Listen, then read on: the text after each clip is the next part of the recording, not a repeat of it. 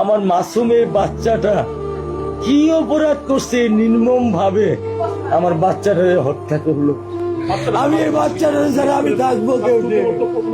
এই 8 বছরের মাসুম একটা বাচ্চা কি অপরাধ, আমি এই কলজাটা ছাড়া আমি থাকবো কেমনি? আমার এই বাচ্চাটা আমি ঘরে ঢোকার আগে ফ্রিজের মধ্যে আমার জন্য শরবত বানায় রাখে। আমার বড় মেয়ে না, আমার ছোট মেয়ে 8 বছরের মেয়ে। বাবা শরবতের ছবি এখানে লাগায় রাখছে, বাবা তুমি আমাকে নিয়ে যাবা। আমি বলছি আল্লাহ, বাবা তুমি আল্লাহর কাছে যাও, আমার তো নেওয়ার দিয়ে যাওয়ার ক্ষমতা নাই। আমার মেয়ে আল্লাহর কাছে চলে গেছে, আমার মেয়ে আল্লাহর কাছে চলে গেছে। কি আমার ক্ষতি, কি আমার অন্যায়, কি আমার দোষ, আমি একটু জানতে চাই আপনাদের কাছে। আমার যদি কোনো দোষ থাকে, আমার কোনো যদি অন্যায় থাকে, প্রকাশ্যে আপনারা আমার ফাঁসি দিয়ে দেন।